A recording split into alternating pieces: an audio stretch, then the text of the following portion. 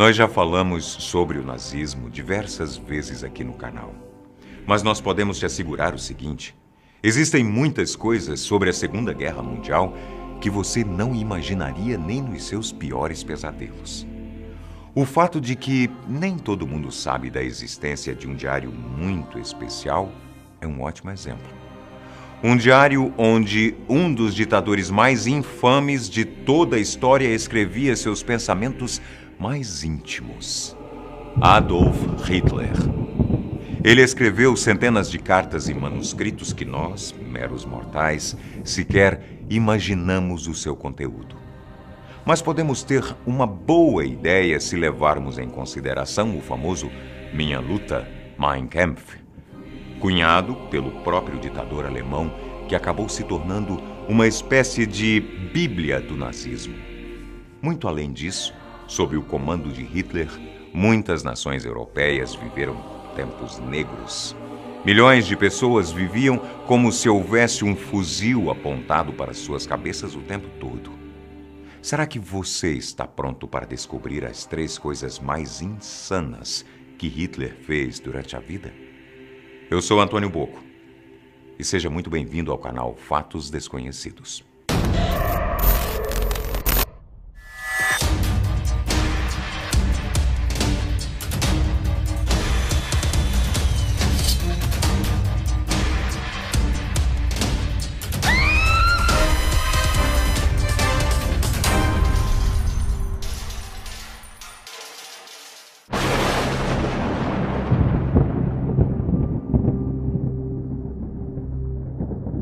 Papa Führer. Para todos os efeitos, Hitler costumava levar uma vida bastante discreta, apesar de ter sido um maníaco egocêntrico. Prova do grande amor que ele tinha por si mesmo foi quando decidiu que as escolas católicas da Alemanha não o exaltavam como ele achava que deveriam. Mas, para ele, era muito fácil de resolver essa questão. Mandou que retirassem todos os crucifixos das paredes das salas e os substituíssem por fotos suas.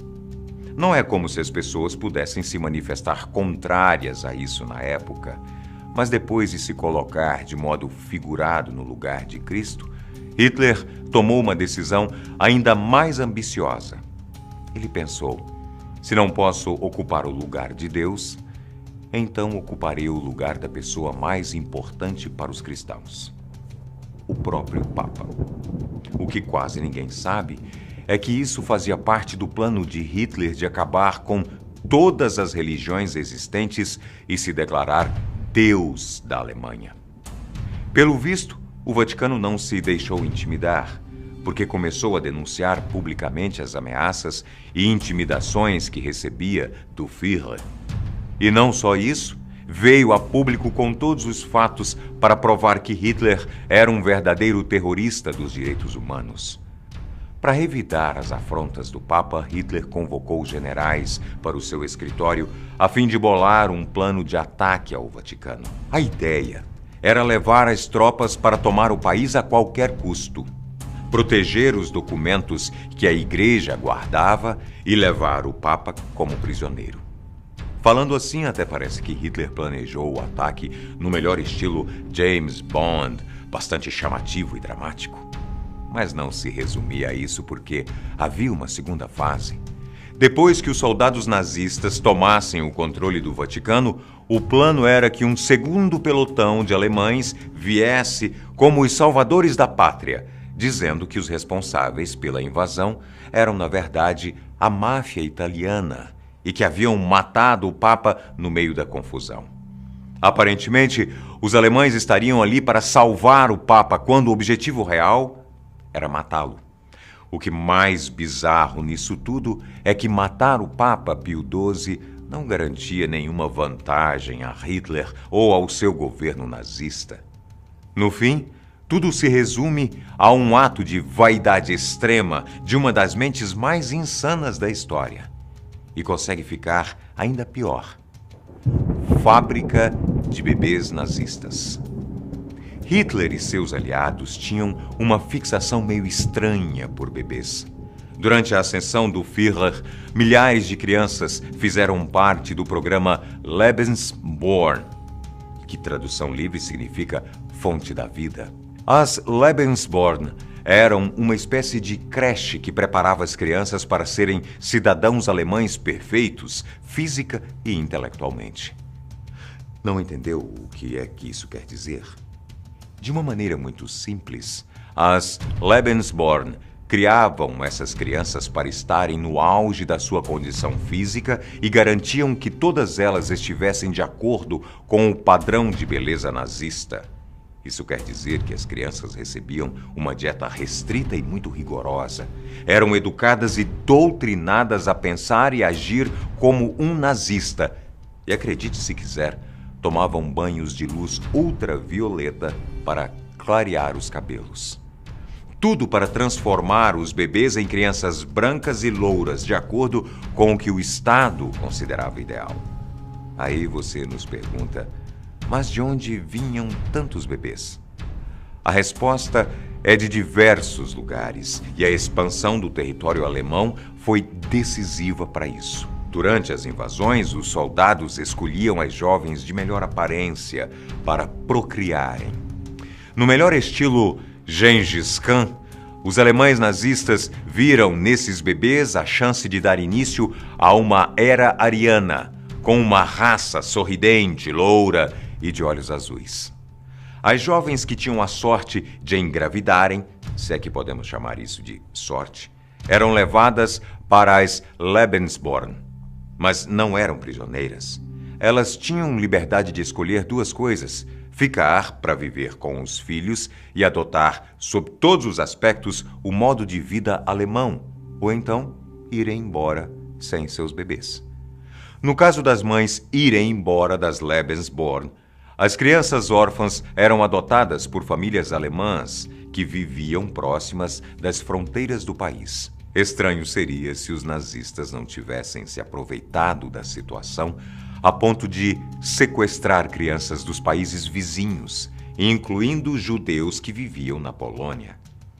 As estimativas mostram que pelo menos 100 mil crianças foram dadas como desaparecidas durante a guerra. 100 mil crianças. Aquelas que não tinham a pele tão clara eram descartadas e enviadas para os campos de concentração junto com os pais. O mesmo se aplicava às crianças que eram resistentes aos ensinamentos nazistas e não tinham origem germânica. Basicamente, quem não se enquadrava no padrão era mandado para as câmaras de gás. Para você ter uma ideia, cerca de 250 mil crianças que passaram pelo programa Lebensborn foram executadas. No Museu do Holocausto, em Washington, D.C., você pode ver com seus próprios olhos verdadeiros tanques, piscinas, se você me permite o exemplo, cheias, lotadas de sapatos de crianças que tiveram esse destino durante a Segunda Guerra Mundial, sob o governo nazista.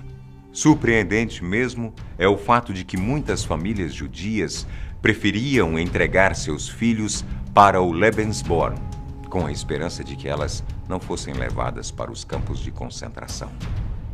Dos milhares de bebês que passaram pelo programa, só 25 mil voltaram para suas famílias de origem. E das muitas que ficaram órfãs na guerra, tiveram aquelas que renegaram seus verdadeiros familiares, dizendo serem superiores e de raça pura. O Diário do Diabo. De todos os documentos que foram apreendidos pelo FBI, uma série de cartas escritas pelo próprio Hitler nunca vieram a conhecimento do público. Além dele, Alfred Rosenberg, assessor e braço direito do ditador, e muitos outros homens de confiança relataram nessas mesmas cartas outros tantos segredos do cotidiano de Hitler. Juntas, elas formam o Diário do Führer. O valor desse diário de Hitler ultrapassa qualquer valor monetário, já que ele esclarece muitas decisões de Hitler durante o Terceiro Reich.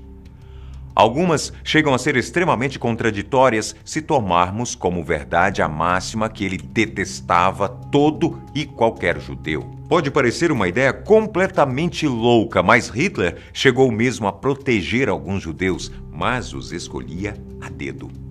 A organização conhecida como Voz Judaica na Alemanha descobriu um documento de 27 de agosto de 1940, que foi escrita por Heinrich Himmler, chefe da Schwarzstaffel, que comanda o serviço secreto nazista, a Gestapo. Nele, sob ordens de Hitler, o juiz judeu Ernest Haas foi poupado pelo partido, protegido da perseguição aos judeus e mandado para a Itália. O motivo? Ernest tirou a sorte grande em ser amigo do Führer.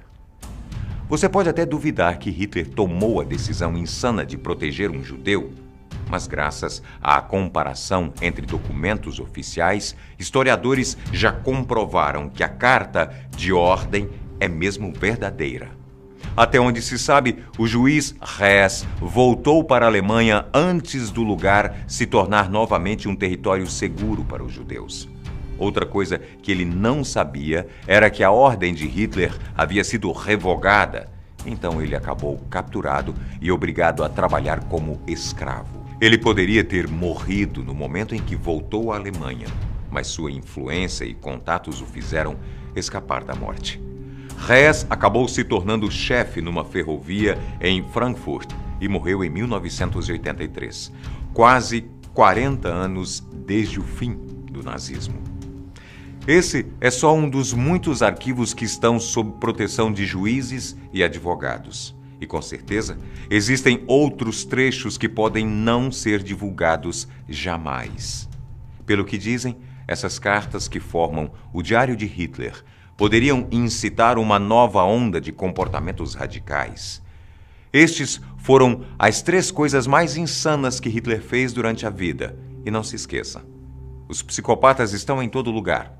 Às vezes ao seu lado, às vezes dentro da sua casa, às vezes no poder. Até o próximo vídeo.